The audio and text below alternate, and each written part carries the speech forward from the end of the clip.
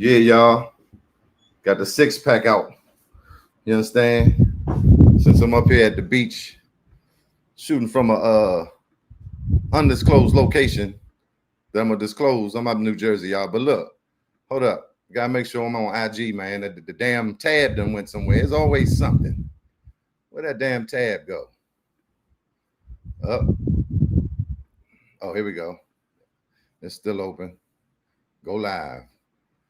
I make sure we on IG. IG. What's up, y'all? What's cranking my good people? Crank Nation. What is good? What is good? Back for another episode of Cheef and Go. I'm your host, Cheefy 64 times, Cheefy Dog, Chief Rocker, Chief Dizzle for Shizzle for Sheezy for Motherfucking Show. And I'm here today with my special guest, Bravo Reds. Okay, Bravo is a triple threat out here in these streets, I be you will say, right? And he sing, he rap, he act, he can run the one, probably do producing. You know, he might play a little couple instruments. We're about to find out today. You know what I'm saying? So people say, who you interviewing this week? I say, man, Bravo Reds. A couple people say, who? That's why he on the show today. That's why I'm interviewing him, because y'all need to know. What was that, Sean McKay? Why that comment right there? Say, I'm the goddamn CEO. Hold on, let me get to the comments. Letting some people come up in here. Make sure you share this. Make sure you share this. Make sure you subscribe. Make sure you like, share, comment, and talk about it, because we need that for the rankings. You know what I mean? We got to donate at $ Go Loops Cash App, you know, to help keep the show going. Sean say, I'm the goddamn CEO. What's up, Mr. Sean? That's goddamn Sean, you know. Me, Sean, and old Bravo, we had shades of green. We be out here cutting grass, and we go to McDonald's, and we sitting there and drink coffee with the old guys. You know, we talk that talk with old Earl and them, and, you know, Tony and all them. And whenever there's an old man, there's a van. And damn sure be a van outside. But yeah, what's up, y'all? What's up, y'all? Thanks for everybody tuning in. Off the top, right? I just got to say this, because this shit is out of pocket. Okay? Way out of pocket. Okay? Ridiculous. Crazy. No good. No good. Nothing good is coming. Bad people. This Bama Trump is out here lunching, deporting half the damn country, all our workers and shit, people we need to get shit done, our brothers and sisters, you know, our hermanos. It's crazy. Deploying troops and shit to the West Coast, like spending all this money for this their damn state anyway. California is their state. So I need we need to march and get out here and protest and speak our mind, because change is power in numbers, man. So we can't just sit back like, oh, that ain't us, man. We ain't worried about them. We got our own problems. Nah, this problem is our problem too. This country got a problem. It's called, okay, big orange face. Hey, okay, I'm big dummy. I'm stupid. Everybody knows. I'm big stupid. Look at my hair. Look at my wife. She doesn't like me. No one likes me. It's okay. Yeah, he beyond racist. He's just a narcissist. He don't care about nothing but himself and Putin and all these Bamas he on their nutsack. But we need to get active with this, and we need to let our voice be heard on this ICE thing, because it's way out of pocket. All right, now back to our regular scheduled program. I'm gonna bring in Bravo Reds to the stage because he was on time. You understand? Professional. Indeed. What's up? My guy, what's going on? Chilling, man. Thanks for having me, Chief. I appreciate it. Yeah, of course, man. I got to do it for the talented ones, the underdogs, and the people that I just had conversation with that's, you know, funny and articulate, and, you know, you a smart guy, and respect your opinion, and I respect that you don't bite your tongue, and you ain't gonna sugarcoat your opinion to go with the crowd. First and foremost, I respect that. So had to get you on here, you know, so we could tell the people who you are. All right. I was just looking at iTunes, checking out some of the music. I didn't know you had that many songs out. Yes, man. I've been putting them out. It's probably since COVID. I've been hitting it pretty hard since COVID. You know, that's been the main goal. I started pick the stuff up, put it together myself, went to Guitar Center, and I just said, it's time to get to work. I had things I producing it too, putting it together, or I starting had it at songs, least, right? right on, right. I had songs that I wrote before, and I had ideas. I always had ideas, and I just needed to put them on wax. I just had to record them. Actually, okay. Yeah. So let y'all gotta go stream, download, preferably download a stream, keep it in rotation. Bravo Reds, look them up, all platforms. See right there. Got the joint, the Bill joint with Ali and Sugar Bear. Yep. The new joint, the last one I saw, I like that. The remake of Sign Your Name. Sign Your Name. All them joints. Yeah. I ain't getting That's to an listen old to all of classic. them. Yeah. That was a good remake, though. I like that. I'm gonna go. You know what I'm saying? I'm gonna let some of them rock the night. But Thank you. just to get to let the people know, and for me, I don't know this. What started you in? What gave you the bug to want to do music? Around what age did it start? You know what I'm saying? What made you say I want to do this? Well, I started singing in church, singing solos in the children's choir. That evolved to me playing drums for the young adult choir some years later. Then I got heavily involved in sports and started pursuing that as far as trying to get into college.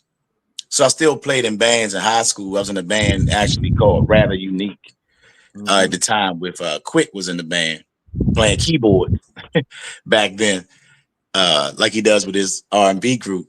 So we were hanging out, and when I got back some years later from college, I saw the success that some of my friends were having that, had been in the DMV the entire time when I was away. And I just saw they had grown and they come so far. So I just, stuck with it, got back into the game, started, poking my head around, showing up at shows and stuff. Then I think I was in a band called Versatile. And that band kind of helped me perform pretty regularly. Then I got into G-Swag. G-Swag was good. Then for some years, I was in different groups, remakes of maybe bands you would know from over the years. But I'll say my most notable go-go band was probably Utensils with jazz funk. And my last group was the Jogo Project, which is jazz and go-go. And that has Greg Boyer, Elijah Ballbed, Brad Clements. Yeah, a lot of guys from the Chuck Brown band. So it's kind of like, like a same kind of vibe. Yeah, I like what that project was doing. It was clean and education, and like you said, it was some heavy Stanley Cooper, the Greg Boy. It was some serious musicians in there. But no, Rather Unique. I heard them. Versatile, G-Swag. That's around the time we met. Yeah, I came back from Atlanta, but yeah. So, damn, what was I about to say? But yeah, prop utensils. Oh no! I want to do this because I want to start. When people in here, people be talking, I can't say their name, but we doing it. This Cheef and Go Live is like a go-go, y'all. So we're gonna send a shout out to my man Sean McKay. Also, we're gonna do it for Eric Stevens. What's up, my brother over in the Natty, Manny Fresh DC. Gabby Moe in the building. We're gonna shout everybody out, let everybody know they showing love. You know what I'm saying? That Cash App right there too. $1 or $2 ain't gonna hurt nobody. No, sir. Before we go too far, let's stop on prop utensils. Now, would you like to share your experience with jazz funk? Because you came to me before you actually did it. Like, what you think, Cheef, and this and that. And I was like, man, he's the legend. He's like, he gonna pay good. He gonna, you know what I'm saying? He gonna be professional, but he gonna want it the way he want it. And I know I was a drummer, so everybody's different, but he's gonna want that across the board. It's what I know now. But then I was like, I ain't sure, but I would try it. And you went for a minute, and you had a funny story or so or two. I don't know if you wanted to tell it. It's all on you. I think you took it on one night. If something comes to mind, okay, yeah, remind me of that one. But I do want to touch. This is a great question. Okay, so business-wise, prop utensils never had any problems at all. Usually get paid before the show or even before the show is even over. I think maybe one time I got paid after a show. So business was never a problem, A1. Space for creativity is probably a little more limited with that group. Jazz likes to have he has a system that he likes to use, right? And it's been using that system for a while and having success. So he doesn't like to turn away from it too much. There was a point where we were having actually some talks about some original stuff, but it just didn't happen. Aside from that, I will say being on the front line, like it's a good point you made. You said you were a drummer and I was on the front line. So definitely coming in, intimidating, not going to really try to fabricate that part. It's definitely intimidating, but I feel like it's imperative for one to come in with confidence, because if you don't come in with confidence, those seasoned musicians will kind of sniff that. And some of them like to exploit it, right? For whatever, their jollies, or, just like to see some guys sweat sometimes. So at first it was a little bit of an adjustment period. The band was pretty much cool. Funk began to warm up to me over time. We started having some conversations and more communication outside of the band. So, I felt like the respect was there at all times. But towards the end, it just was, just some creative differences. And, I just felt like it maybe was time for me to move on and try some other things. But I definitely, cherished and I valued my time there. And I definitely enjoyed it while I was there. Facts. I feel the same way. Exactly the same way. So I understand everything Now, you just said. you want to hear the story? So one night, Funk steps off the stage for a minute, right? And I had just been itching to do more than just sing, right? So, and I would tell him, I can rap, I can run the one and stuff. And he would just totally dismiss it all the time, right? Like all the time.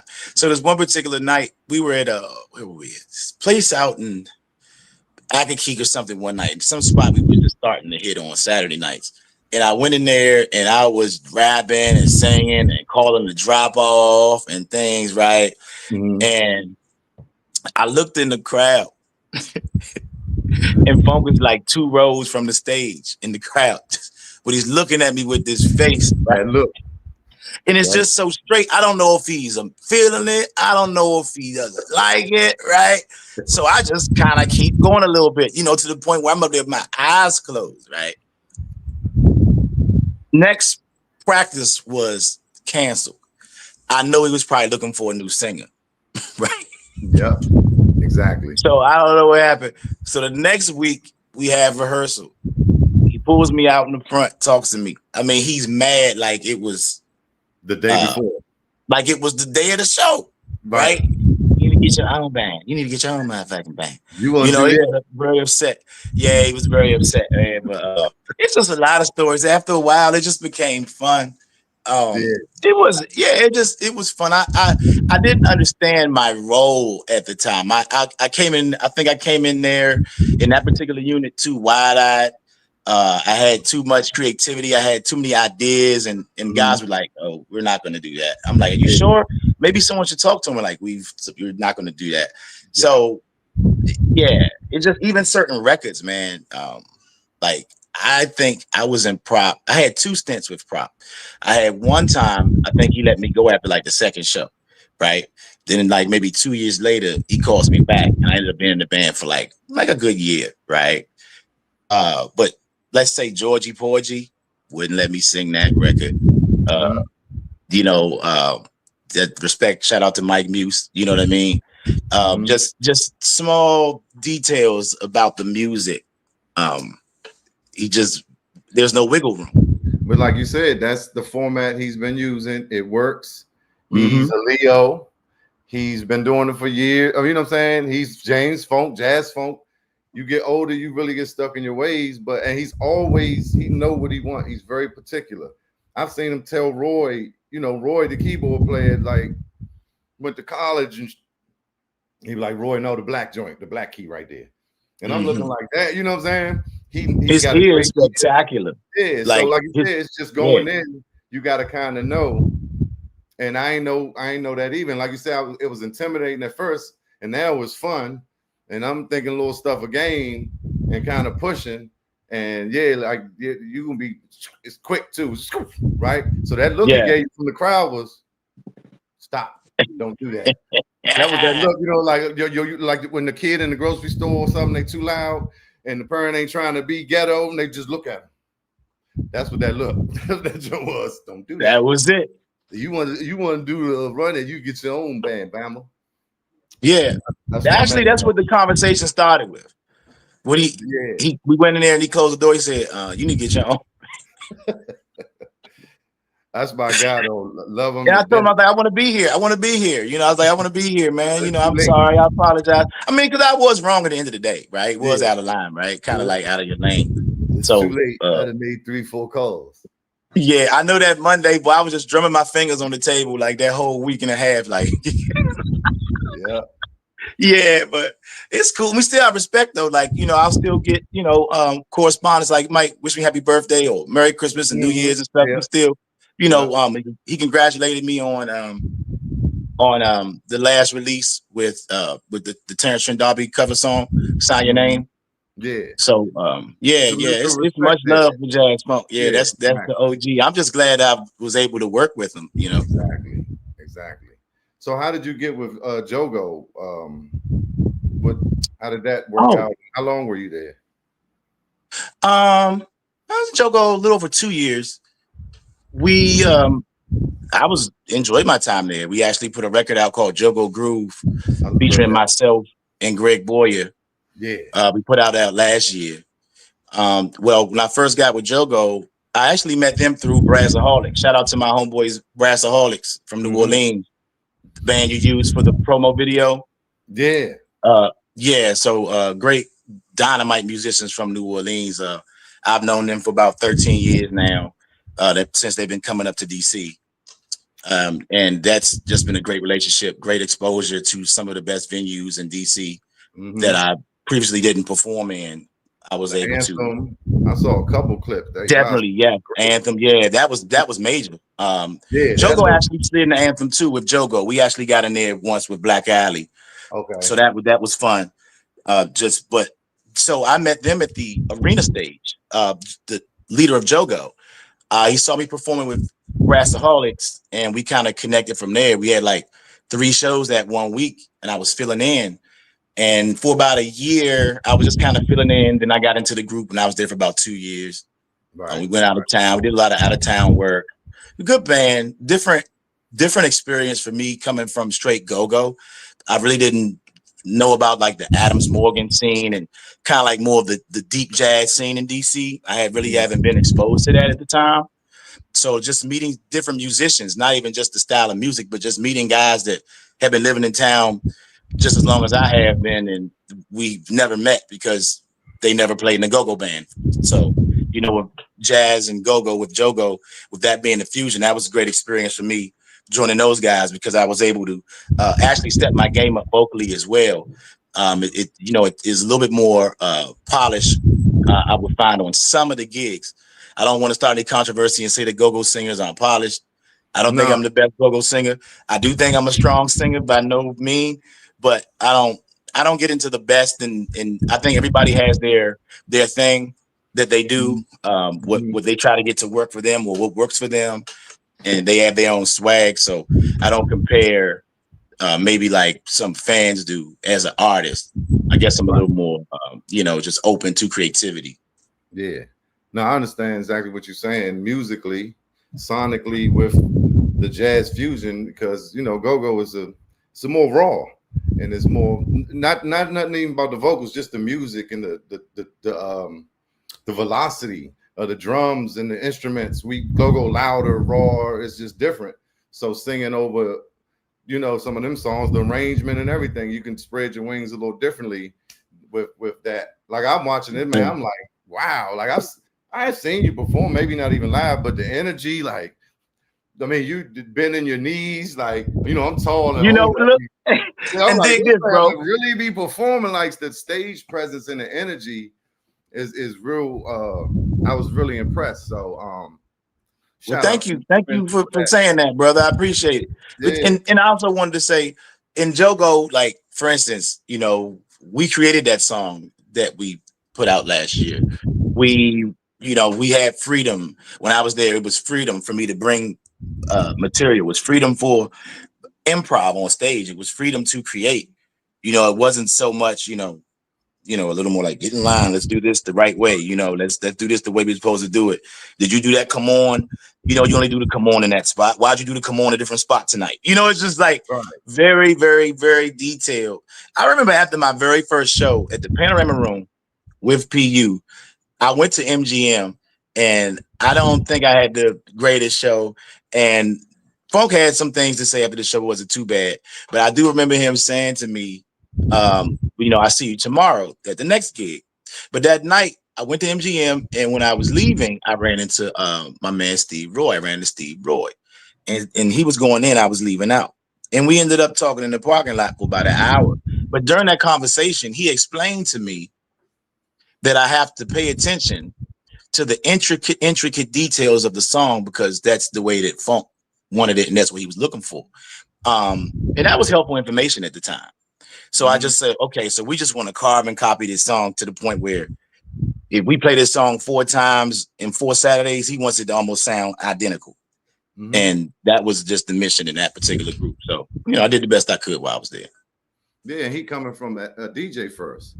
So the record is the record, right? We would come out with bum, bum, bum, bum, bum, bum, It's a Man's World to George, like the same intro. Every show I was there about 6 months. But I mean, I learned a lot about that. The reason you do the same thing, because you locking the crowd into like a hook, your set. And there's a way for him to warm up. One day Benny got us all together, and because he had to leave to start, and our dumb ass jumped out there, and he just kind of went to the hype shit. Funk came up there, grabbed him by the neck. But Funk came up there, shut that shit down, went back to that same intro the way he did it, and wind them up.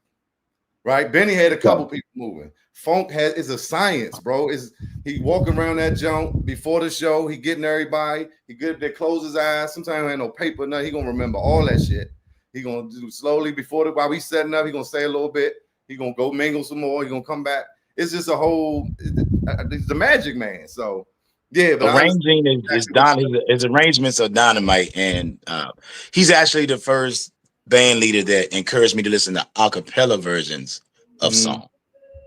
DJ mindset again, right? You hear the harmonies. You can hear the harmonies deeply. You can hear the vocals. You get, like I say, back to the detail. And this is where, like, when I got in that band, when I got in Proper Utensils, I improved as a vocalist. Definitely. Yeah. You know what I mean? Like, just I'm not somebody that's always been caught up in branding and names of go-go and stuff like that. But, I just think everyone probably could be honest that we all probably walked a little bit taller that we was in his band. Oh yeah, still we probably all had a heightened sense of confidence in our abilities being in his unit. Still one of the biggest parts of my resume. I still talk shit. I think I played with the legends. Talk about Funk and Benny, but and you coming after Mike Muse, so I came in after TJ, after Joe Bond, yeah. But I'm just saying he not gonna have no slouches in there. That's all I'm saying. Yeah. So that says a lot to what you're saying. That's why you should feel proud, because if you can't do it, he not messing with you, not for a second. Yeah. That's one side of it. What about one side of it? What about Brian Lanier? That's not Brassaholics, is it? No, Brian Lanier is my buddy.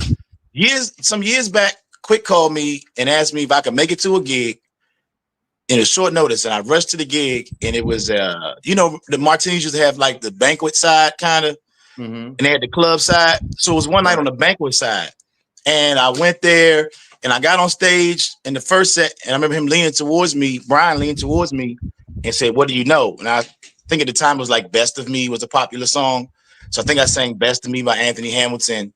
And I didn't know he was Brian Lanier. I had never met him before or seen him in person before. So at the halftime, at the break, we were outside hanging in the front. And that's when I actually introduced myself to him, and then Brian actually contacted me later. I was probably about off and on with him doing hits for about 10 years. But everything Brian does necessarily doesn't need the band. So sometimes it just might be a show with the band, sometimes just Brian and I, and he's got the tracks. Okay. We recorded a record called Funky Dugout Okay. on his album called The Cover Story, and that one was produced by Doug Crawley. Yeah, I've heard that name too. What's the name of the Jogo record? Because Jogo Groove, and that's the Brian Lanier's record is called Funky Dugout, and the other two I just put out, like I said, Go Go Bill featuring Sugar Bear and Ali the Great, and that's produced by my cousin Slow Mo. We did that song in dedication to Shorty Tim, right. and to commemorate the Go Go Bill being signed into proclamation. But you know, Shorty Tim was one of the early members of EU. Came up with a lot of grooves, a lot of ideas back in the days. We just wanted to find a way to honor him. Mm-hmm. So we came up with the idea of doing the song along with his brother Tracy Glover. Yeah, that's a beautiful thing, man. I like that, and he on the cover and everything, y'all. So yeah, man, definitely go check that music out. I can't stress that enough. We got to support each other, and we got to go support this music, and make sure y'all sign petitions so we can get go-go as a genre when we're going to upload these joints to Spotify and iTunes and all these DSPs. We need y'all help to make it an official genre. So when you searching go-go, right? Now, once we can put it in the go-go, now when you search go-go, all these songs gonna come up. Because right now we putting them under R&B, hip-hop, or whatever, we kind of feel like it fits. So that'll be one step into getting us recognized as a genre. And there's another step by putting out originals. So the Grammy chapter, the Grammys can recognize us as a genre, right? They got the folk, they got that award for the folk, that kind of like that category they just created. But Louisiana and them killing us because they putting out more music on the market. So yeah, we get this petition signed. So now when you go to Spotify, iTunes, and all these joints, you will see that it's go-go. Then the Grammys can see that it's go-go. And I think they said we need like 100 or so a year to even be considered. So let's get on it, y'all. Let's make some 100 what a year, Chief? It was like 100. They was like, if they looking at 100 releases. I went to this Grammy meeting at the museum. They was like, they've been talking about that too. They've been talking to Spotify and these DSPs. This was before we start doing a petition. Okay. So they just saying we need to see at least 100 releases that year.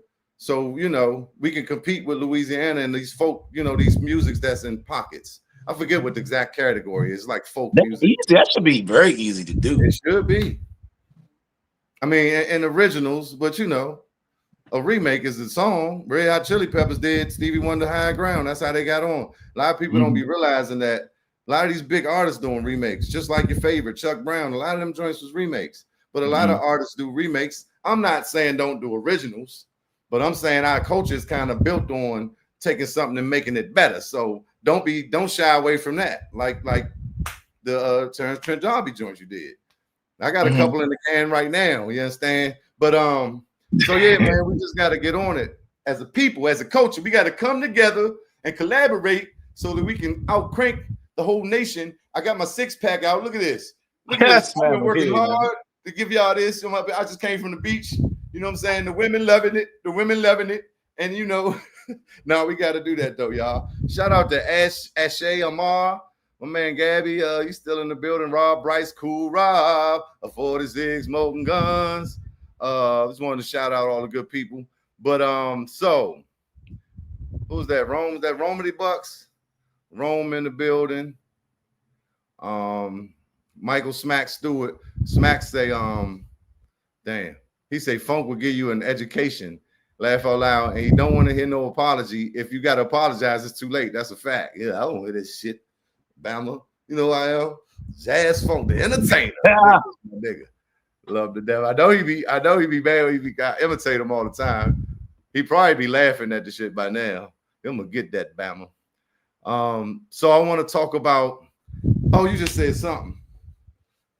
Brian Lanier, you done played with some people. The Jogo joint. You just said something. The Brassaholics. No, all that. Seemed like it was something else with like a band or something, but I definitely want to get into look, I was at the liquor store the other day. Hey, I'm transparent, y'all. I don't care. So this lady was like, because this Chris Thomas that came through there a couple weeks ago. I had met Chris, whatever. So I was like, Chris, he was like low key, and the lady was like, what? Oh, that is Chris Thomas. This and that. And so she was like, yeah, the other dad came and she was like, yeah, like look like she know him now and shit. Like, yeah, Chris was in here the other day. He in that play. What's that play they doing? What's that play? And so it's a gay dude that work at the liquor store. And I ain't thinking, I say, yeah, I think it's the Jizz. The Jizz. He was like, the Jizz, nah, the Giz. I was like, no, the Giz. He said, I was about to say, I don't know about that. I said, yeah, that was pause. That was reckless, but stop it. Yeah, I know what the hell I mean. The Giz, the go-go whiz. So I was like, yeah, okay. I want to talk about that. You said last week was the second audition. Oh, the second audition. Yeah, so 2 years, was it almost 3 years now, but I played Papa on Friday and Sunday night at the Lincoln. And on the Saturday night, I played Lion one night. So I was in a dual role with Scooby, Frank Sirius. He was the lead for the Lion, previously already cast, because he was the Lion, I believe, the first gigs at Lincoln at MGM. So when I came on the second time they did the production, I was put in the understudy role as a Lion and as the role of Pop-Pop. They liked what I was doing throughout the 4-month process of auditioning, which takes, a lot of dance rehearsals, got your acting, you have your vocal rehearsals, studio stuff, a lot of work put into a production that size. And, they actually rewarded me with giving me Saturday night as the Lion. So I performed in front of a sold out crowd at Lincoln. That was good. Made my mother cry. You know what I'm saying? So that was nice, right? Yeah. So this time around, it's called The Giz, the Year of the Mississippi Bullfrog. It's going to be at the Warner Theater this time in September 19th through the 21st. I've been cast in the role of WC. He's the comic relief of the play. I've been casting a dual role along with Joe Jackson, the other comedian, mayor of the Green Line, Joe Jackson. Oh, yeah. Yeah. So yeah, so definitely hope everything goes well. Right now, we haven't started like contract negotiations yet. So, I'm hoping everything goes smooth with that process. So we're like, I guess 75% there. But I have my little paper here where it has the congratulations, and that's the paper they present you with at the second audition that they gave to me last week. Right. So I'm officially on the cast, but like I said, once we figure everything out with the business, we move forward and get to work. So how was it though? Was that your first play? The first time you did it? Yes, brother. And I almost talked myself out of going to it. I almost talked myself out. I said, man, you don't, that's not your avenue. You don't know what you're doing. I said, let me go. And this is crazy. So when I go, shout out to Camise Lee, my sister, much love, sweet soul. When we get to the first audition, you get your number and you sign up. And I remember Camise was the person before me. So before I had to go and sing an audition, Camise is going in first. And I remember being in the waiting room. She just sounds lovely. And like she get ready to like sing the walls down in the joint, right? And I'm just looking up like, Lord, why do I have to go behind somebody like this, right? You know what I'm saying? Yeah. So, so I got in there and I just did the best I could. And they ended up calling me back. And I think they were a little unsure where they wanted me. But I was picking up on different methods and the different styles of acting, the schools of thought. So I went with more of a Meisner style that I like to use when I'm acting. So, with me starting to study the craft and trying to, polish it up over that 4 months, I was coming along quite nicely, if I'd say so. So, we'll see this time. This is a lot different role. I don't have to do all the singing, not be in a hot costume. And, this is more of just like, I could be myself in this one a little bit more. So, right. So I'm looking forward to it. Yeah, I saw the picture of the lion when I I was looking for stuff to make the flyer. Yeah. Oh yeah, I had one on my Instagram. Yeah. Yeah. Look, what was the song they want the lion to sing? You said that? King of the Go-Go Beat. No, it was a joint. We was like, man, I ain't singing that. It was a more funny joint, but it fit the line. We was talking about it. Not then. Okay. You were saying this. I can't remember. It was something funny though. But it was a Boy George joke. It made sense to the lion, but it was just like he was like, man, I'm gonna be singing that anyway. That was just funny. Yeah, man. That's like I said. I want to get down. You know what I'm saying? I got actors in my family. I done dabbled in it. I kind of want to get down. I'm gonna catch them on the next one. Oh yeah, bro, do that. Somebody asked for the links to the petition. I put it in here. I'm trying to get it in the mix. But yeah, man, that's good, man. And like you said, you just got to do it, man. You just got to. Sometimes it's good. If you're not nervous, then it probably ain't big enough. You know what I'm saying? If you ain't like, damn, should I? So I just found over in my journey, and when I actually do it, it's never as bad as you think it's going to be. And then there's success, or there's an opportunity, or there's good things on the other side of that fear. If you could just not, overcome that fear. And sometimes it might not work out like you want. Then there's a lesson. There's always a lesson in it too. So I try to drop Jews on the Cheef and Go. You know what I'm saying? Drop it, bro. Drop it. Yeah, man. I'll make sure y'all go check out Universal Madness too, man. They got all the fly hats and the gear. But make sure y'all go check them out. All I know is my shout out to Larry. Larry from Soul Searchers is down with Madness, right? Oh, okay. Got it. I think managing. I did a couple shows with Soul Searchers a few summers back. We did the float out in Georgetown. We did Sycamore Oak. So I did some stuff with Soul Searchers. That was fun too. A couple good gigs with them. Okay. Hitting some of the good old school original stuff. Outside of quote unquote go-go. That was fun. Yeah, man, you've been working, man. Like I said, when I was looking, I was like, yeah, bro, I've been on this thing. Bro, you know what? Go ahead. I kind of feel like I just think it kind of happened this way, but like I feel like people may know who I am or what I do, but I'm not synonymous with a group. Like I used to hit with Walker Red. I used to play with Redfoots. I've been in quite a few once I start to sit down and think about it. But I'm just fine with just trying to build a brand myself and maybe not be so synonymous with a unit, which is great. And I know there's plenty of people that have huge names that have built their name and continue to, right, with a unit. But I don't think that ever, this never seemed like that was quite in the cards for me. It was always like there's a roadblock or somebody that didn't think I was popular enough or this quote unquote name thing. I had an opportunity to get in very well known band. One opportunity. I'm not going to say the player, but he's a very well known musician, and his thing was, people don't know who he is like that. Yeah, that's why you put me in the band so I could show, and then now they gonna know who I is. Dude, and you never know, man. You never know. So I don't even get into it anymore. Yeah, it's great things about our culture, and it's not so great things about anything in life. So, and then any secret, not a secret society, but community, and cliques, and even inside bands. I tell a lot of people, when you're in a band, it's cliques, right? You're gonna break.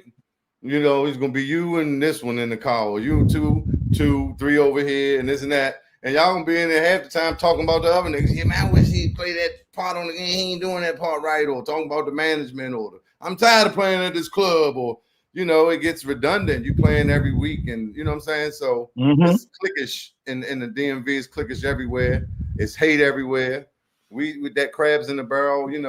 I talk about that, but if you travel, you'll see people just be jealous and want to bring other people down a lot of times and are miserable. So, but I think, like you said, that's a good path for you. You got a certain personality. You got a certain mind of your own. Like you're a forward thinker. You know what I'm saying? You that makes sense for you. That could be threatening to people. You're not, like I said in the beginning, you ain't scared to bite. You ain't scared to say what you mean and mean what you say. You don't bite your tongue. So, that can be threatening to people.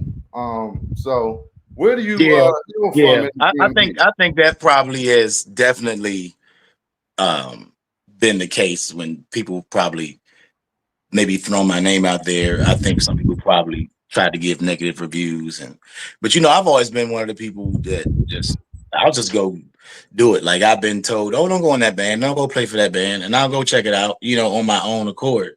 So I don't get caught up in that anymore. I'm just doing the best I can, man, and working on the next record. So That's it. yeah. That's it. That's all you're supposed to do. Mm-hmm. That's the problem. They're getting caught up in stuff that ain't progressive and productive. Like, why are we doing that? Let's keep it moving. But I wanted to ask you about. I mean, I don't know if anything you got to say. Any other things? We was talking on the phone about some stuff. I forgot. This is we did. But if you want to go phone, no, like no, it's not even about phone that. real, we can. But oh yeah, I asked where do you hail from? Where am I from? Yeah. Oh well, Like I was born in DC in Northwest, and I grew up in Prince George's County in Lanham, Chapel Road. For those who know, so I'm from Chapel Road, and played football, ran track at Eleanor Roosevelt. Then I went to Morehead State University and played football there for 4 years. Got my bachelor's degree. Been back home ever since. When I got back home, I started really diving back into the music, really approaching it. One of my closest friends, Quick, he was with Listen, and that's like kind of around the height, really before the true height of Listen. And I just was so blown away with how far he had come with his skills on the drums. And I just kept jumping at it, and we stuck together with trying to help me get gigs. And he actually helped me get an audition with Mental Attraction. And I was singing over there for a while with BJ. And they have come so far in that unit as well. Shout out to BJ and Justice and that whole camp too. MAB 2.0. Love them. 2.0. Yeah, it was Mental Attraction back then, but yeah, shout out to MAB 2.0. Yeah, right on. So we talked about this before college. That was like in Kentucky or something, right? Or down? Yeah, Morehead. Yeah, it's in Eastern Kentucky. Yep. Yeah. Tell me some stories about that. 8-hour drive from here. Okay. Mm-hmm. I remember you telling me about that. Yeah, Good man. time. Well, I'm trying to just think if you want to tell the John Legend story. I don't remember how it went. I just remember that John used to have me dying. Wasn't it like John Legend and Common? Any type of funny stories. Oh, the Common jump or the I'm trying to get my lighting right. Look. The Common jump. What else was another one? I'm pressed. Okay. So this is Merriweather. And this is the first. I don't know if the viewers or if you remember Cheef, but when Pops Chuck Brown first passed, they kind of had the screen kind of synced up with him at Merriweather.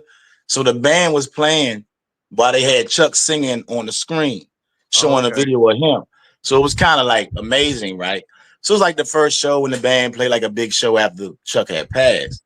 So it's at Merriweather. I got the all access pass. Bama Quick then gave me the all access jump, right?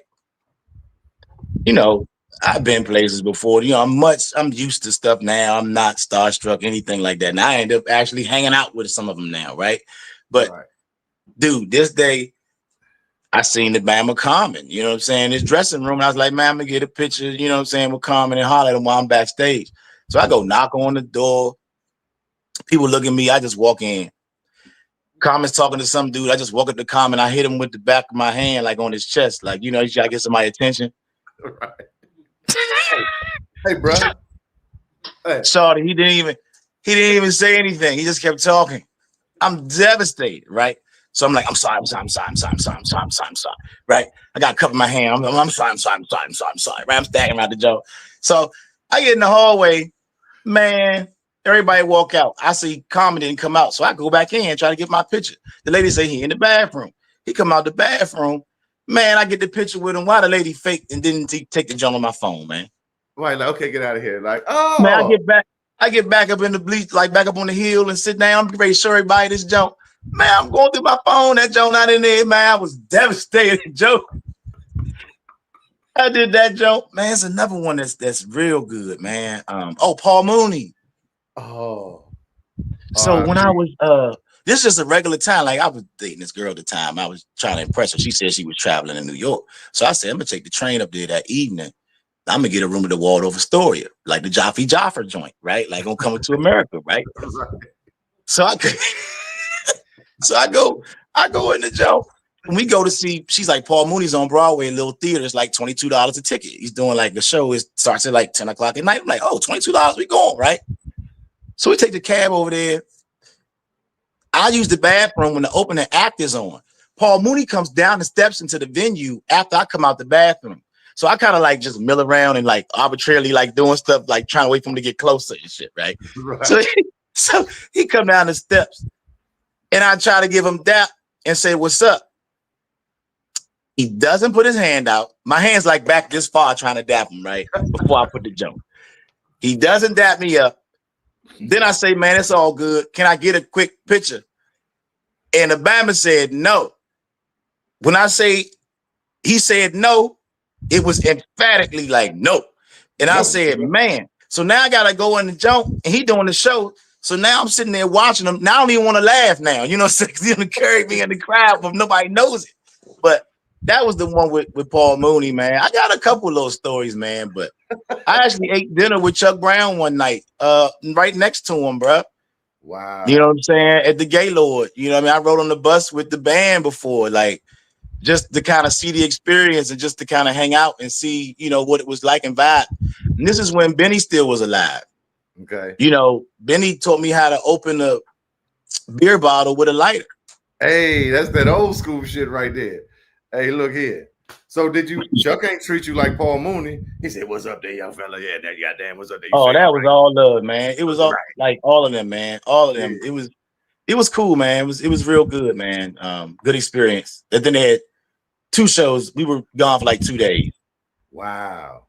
Yeah. That's all right, man. I remember I seen Quick with them. I was like, yeah, that's all yeah, right. That's my man. That's who invited me to, you know, come hang out, you know. Yeah, man. It was cool, man. Good guy right there. My guy. Mm-hmm. I ain't even know him in them days, but you know, we've had some talks and since then. Yeah, I met him like in 8th grade, like back. Right. Rather unique. Who else was Pee Wee and them? Was that the group Pee Wee and them was with? Was D Rado on keys with that band? Rather unique. It's like Dennis was in Low Profile. We was in that one. I know some with a P. Okay. With Juan. But you just said his name. Yeah, Pee Wee was a lead talker back then.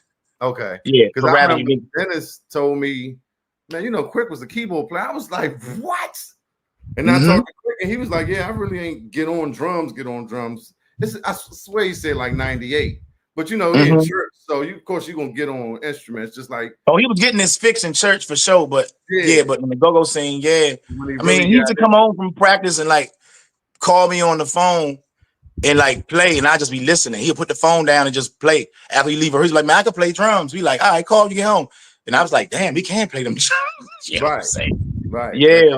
Kanye was telling these niggas, look, man, and they was like, I mean, not that you was like that, but you know what I'm saying? It's just like, yeah, we be stuck looking at a person like this is what they do, and kind of don't, you know, open up our understanding of that until we see it. Like, damn, this nigga really do. You know what I'm saying? So Gabby said this shirt funny as a mother. I'm trying to tell you, Gab. I'll be back at the beach tomorrow. New Jersey ladies. Be back at the beach. Meet me by the pier. You know what I'm saying? You understand? You understand? Yeah, that's how we doing it up here. Nah, but one thing we didn't mention is you got a new life. You brought a newborn, your first child, right? A new life into this world. We got to get into that because life is important. That's the legacy right there. You know what I'm saying? That's the extension of Bravo Reds. Yeah, so I had a baby girl named Rima. Congratulations. Thank you. She's 8 months old. Yeah. Thank you. So, yep. That's our newest blessing, and that's kind of what I've been focusing on. Like just her, the past 8 months. I haven't really been, I haven't performed. I have some things scheduled for July. I'm jumping back in the water around July, but right now it's just time to focus on home and nurture her. And it's only one time around this age. I have a while to keep gigging and performing. So right now that's the main focus, and putting this next record out too. That's one reason I put the Terrence Darby out, Sign Your Name out. We actually recorded that like 4 months before we released it. I just wanted to have something because I knew I would be going into the cut for a minute. So I just wanted to have something to present, just to keep out there for the people. Yeah. I mean, if you want to play any of them freestyle, any of them beats I gave you right now, that's fine too. Now I'm playing, but yeah, we got. I'm working on it. Yeah. I ain't want to say that, but that I'm working on the joke. Yeah, no, we gotta let them know, baby. Yeah. All right. Well, yeah, I'm working on something right now. Yeah, we can't. I can't. Yeah, I can't ask of others what I would not do for myself. Right on. Right on. Yeah, I can't wait. Yeah. Because I said, I'm listening to the music. I see the work. I see the consistency, and you already was my guy. So, thank you, brother. Thank you. Keep up the good work, man. Y'all definitely go stream that music. Follow them on what's your joints? Bravo Reds. I know on Instagram at Bravo Reds. Yep, Bravo Reds on Facebook. Bravo Reds on Instagram.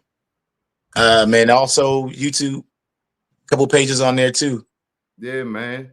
Y'all go keep up, follow, follow, make sure y'all stay in tune and linked in and locked into what he doing. I mean, it's talent in the DMV, you know what I'm saying? Sometimes it's not your favorite or somebody that you see all the time, like you were saying, with a certain band that you love. It's people in the cut too. And a lot of people know Bravo, but there's a lot of people that don't. And there's a lot of people that know me that don't, but there's a lot of talent. There's a lot of people that know me as the Huggerbucks drummer, but don't know I produce and I make music too. It's just a lot of talent and a lot of the people that's out here working. Kind of, we need that support. We need that love. We need that to keep going. Like sometimes it get hard to try to save this thing. You know what I'm saying? Try to put Gogo on your back so you can put Gogo on the map. It's hard. Yep. You know what I'm saying? So show that support, show that love, man. When people posting their music, like that joint at least. You ain't got to share it all the time. Like it, share it, say something. You ain't got to listen to it. You better go listen to it. But you know what I'm saying? Just show the love when it's from the area. You know what I mean? Don't just like scroll past and then go like somebody from down south, YN something or right. I ain't trying to say nobody's name to hate on them, but other artists, and you're going to pay X amount of dollars for a ticket to go see this one, and you got your homegrown right here doing it for you. Ali the Great got great stuff. You know what I mean? Ricky Ali. Yeah, the Lit Band, Gabby Moe. Man, I could do this all day. Make sure y'all go support your home team and keep it cranking. Indeed. For the culture. Y'all see that? For the culture. Y'all see that? For the culture. Hey man, that's wild. Hey, where you at, Gabby? Hey, yeah, I had to do it, Bravo, because I really had no show. But no, I felt like that fit because I was up here at the beach and everything. I'm up here relaxing, man. You know what I'm saying? Me and Moms took a trip up the road to the family house. Oh wow, yeah, that's lovely. Shit. Yeah, man, I ain't been up here in a minute, man. I've been locked in. I ain't smelled no salt water in a minute, so I had to come get at least a baby getaway. So, hey, man, appreciate you coming on. Anything else you got to say? Words of wisdom? Any speeches or anything? You got any monologues you want to do? This is the place, Cheef and Go. We can go for another hour if you want. No, man. No, I'm cooling, man. I appreciate the opportunity. Thanks for having me on, and letting me share some of my experiences without getting too crazy and stirring up too much trouble, right? Yeah, man. That's what I'm saying. We just keep it smooth, baby. Yeah, I saw your negativity post. Yeah. You slightly changed some of the realm of thinking and the direction that I was going to go in this interview. So I want to thank you for being a pioneer, buddy. Hey, that makes sense, and that's true. Wow, real talk. Contagious, bro. It's contagious. Yeah, no, I got it. I catch it all the time, but I try to catch myself. I'm like, nigga, you being real negative right now. Stop being so negative. Yeah. Yeah. Nah, that's beautiful, man. That's beautiful. Look at God. God did. Won't he do it? Won't he do it? How about that? Yeah, man. I respect. All right, man. I'm gonna let you go and appreciate you once again, and we shall reconvene. So second audition. So you pretty much you don't know if you got the No, I got the role. Oh, you got it. You said you showed. Yeah, you said you had the joint. It's called the Mississippi Bullfrog. Oh, okay. But it's the gears, so it's still so basically the story of Wizard of Oz, but our twist on it from DC culture. Yeah. So like I said, I be like the comic relief kind of deal in this one. I'm, more like jokester, kind of an escort and for your face, and you don't got no costume. No, this is gonna be just straight. You know what I mean? So do you let's just make sure we get everything good with this contract. I'm just interested to see how it's going to go, being as though this is my second contract with them. So I'm hoping that could help things go a little smoother for both parties. In any case, it's for the greater good. So don't let certain details, make you miss. I understand that. I understand that for sure. Yeah. But so, yeah, you said the last when we talked, you said the final audition. So I was thinking, but the second audition was the final audition. So I get it now. Yeah, the second one. It was very thorough this time too. Like the first time the first time I was in the play, it was a little shorter. You were in there like maybe 5 minutes, right? This time they may ask you to come back and do something else. They may come back and ask you just to sing with two other people and harmonize. They may ask you to come back and learn a dance number. So it was much more thorough this time around. Because he's getting better too, right? That's the thing. About negativity stuff take time. We got to build. We Black Broadway, right? We building. What's his name? The Dr. Lavelle. Shout out to Dr. Lavelle. Dr. Lavelle Long. Yeah, shout out to Lavelle Long and his wife Angelique Long. Yeah. Yeah, this stuff don't be easy. So shout out to them for even, thinking about having a vision and bringing this type of platform for us to express our talent another way. Right now, you can, you know what I mean? We got to be appreciative and not negative. So shout out to them. And y'all make sure y'all go check that out. I'm gonna be there. Hey, I know. After this, bought some tickets. Well, I might call Dr. Lavelle. Let me see. Nah, I'm playing, but make sure y'all support that play too, and support this 6-pack because this is everything. I am strong, man. You don't want to. I'll be back later. You with the ladies? I will be at it. All right. I ain't did Schwarzenegger in a while, but. Okay, thank y'all. All right, Bravo, man. I'm getting out of here. I'm in here having fun, man. I appreciate everybody for watching too. I'm about to do my roll call. And we left out Gabby Mo. All right, bro. All right, peace on.